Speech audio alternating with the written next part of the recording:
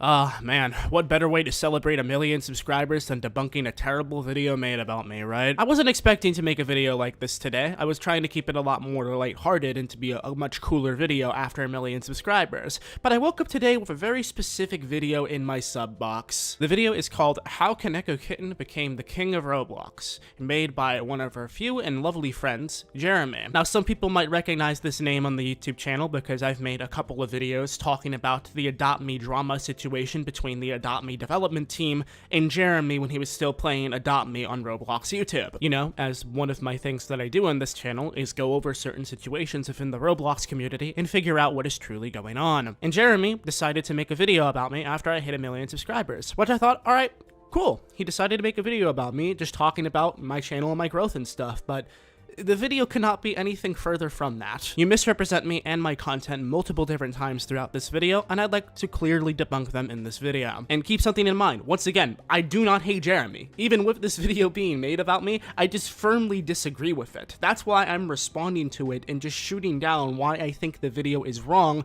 so he can hopefully improve his content in the future. Just tweeted as he hits a mil that I had not a lot before this whole YouTube gig, and it's turned my life around pretty hard. Where it becomes a really big gray area is Kaneko is obviously a big fan of Leafy, who just got fully banned off YouTube. I invest in stocks. This was only added here recently. I talked to Kaneko a lot. So did Leafy invent stock trading or something? How does me investing my money in the market equate me to being a fan of Leafy as here's content? Like, for one, how is this even relevant in the video at all? Like, who cares what channels I'm a fan of and what I'm not? Here's some of my investment history and my trade date. You can notice that a lot of my trades of my stocks and a lot of stuff I've invested in have been far before Leafy returned to YouTube at all. Newsflash to everybody, I've been invested in economies and markets for a very long time. I invested a lot into Ripple back in 2018 and 2019, and I told literally nobody about any of my crypto investments whatsoever. I don't understand where you got this from, that I'm a fan of Leafy simply because I happen to be another YouTuber that invests in the stock market and trades stocks. Like,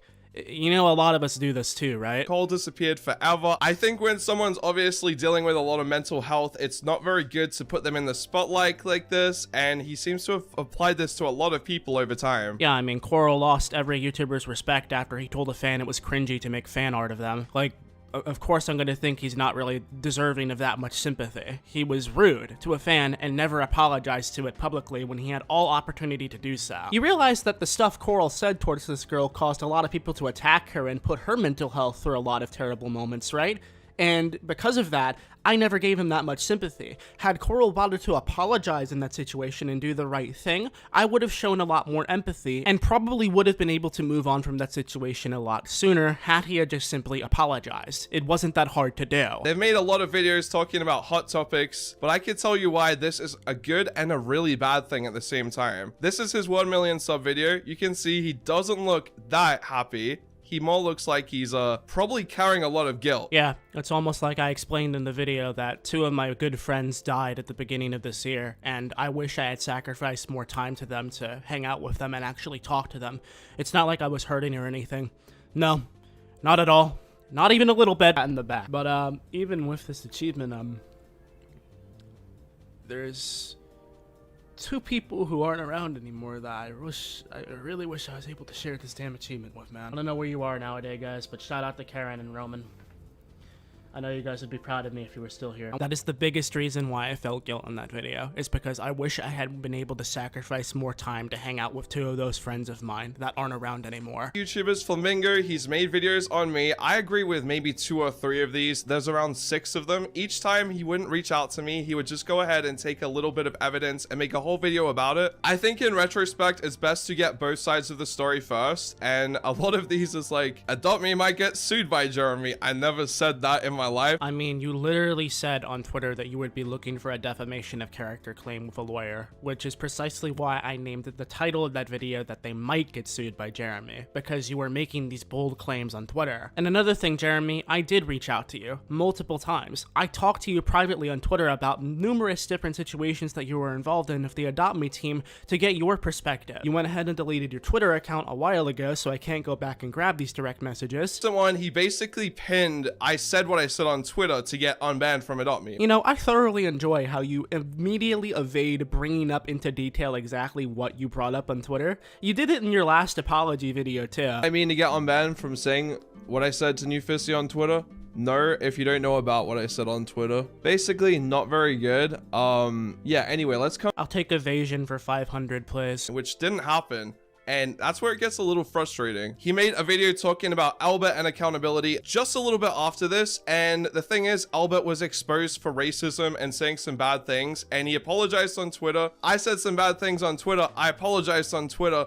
But my apology was not accepted by Kaneko. He quickly took Albert's side of this. It's because from a business standpoint, Albert is like the biggest Roblox YouTuber and it's very easy to do this. But yeah, he basically just says it's okay. He forgives Albert, which is a little scary when with my drama, I apologized and all that stuff. And I had to make several videos apologizing because 800,000 views. Now, please by all means correct me if I'm wrong here, but I personally believe there is a massive difference between being 16, 17 years old and using some edgy jokes on a YouTube video to appeal to an audience of edgy people and to be a grown-ass man and bring up somebody's death in a situation where it's not relevant whatsoever. Do you understand why it is hard to forgive you in this situation, Jeremy? Albert has taken years to understand the jokes that he made were insensitive and wrong, and why he apologized and said that he took accountability for them, which was the right thing to do. Very polarizing effect here because we, on the one hand, have Albert, who has messed up bad and apologized, he was forgiven. And then I messed up bad, I apologize, I was not forgiven. It's not that I don't forgive you. I want you to grow and learn from your mistakes. You have to understand that respect is earned and not given. Apologies don't mean anything online. Actions and bettering yourself prove more than just a written apology or anything like that. Albert's taken multiple years to understand and realize that the jokes that he made a long time ago were insensitive. You've yet to prove to me that you're changing and growing as a person. But it's okay, guys, he apologized. That means everything immediately should just be forgotten about. Racism and talking about death and stuff like that,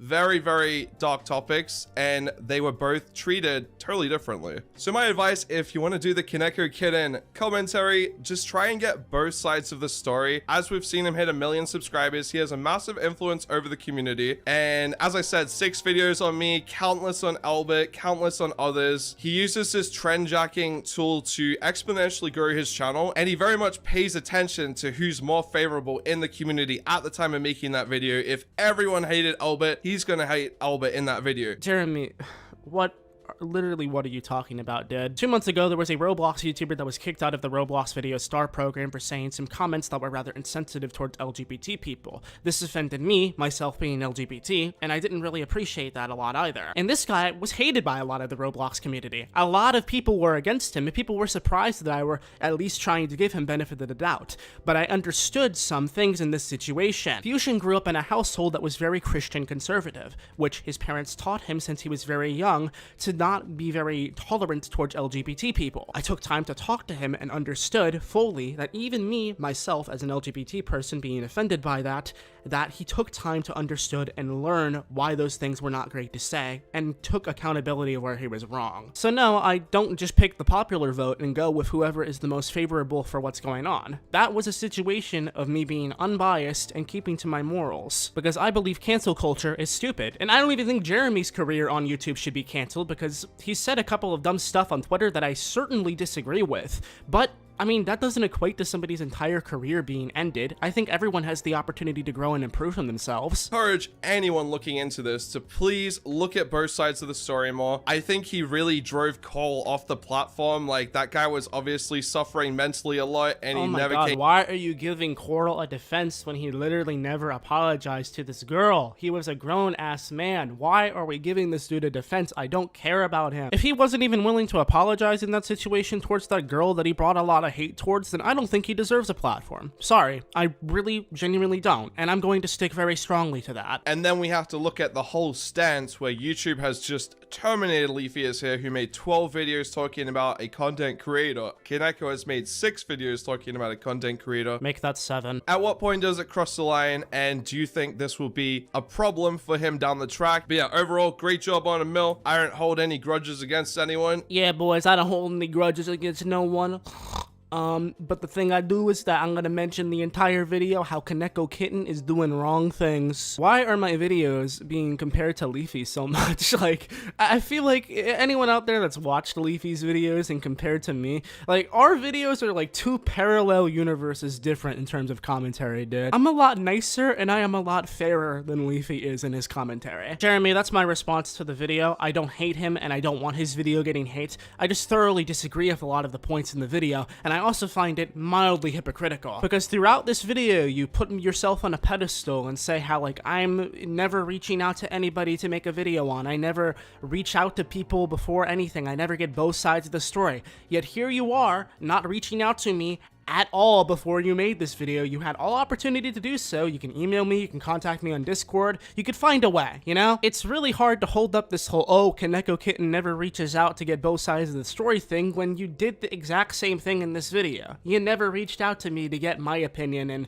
you know, if the stuff you were putting in your video was correct or not. I don't have anything else to say. That's just my take on this video. No hate to Jeremy, please. I really don't want his career gone or anything. Like, seriously, this is just my thoughts on the video itself because a lot of the information was just not correct. Thanks for watching, and hopefully tomorrow's video will be a lot lighthearted and nicer. But I'll see you later. I'm Kaneko. Thanks for 1 million subscribers, and I'll catch you later. Peace.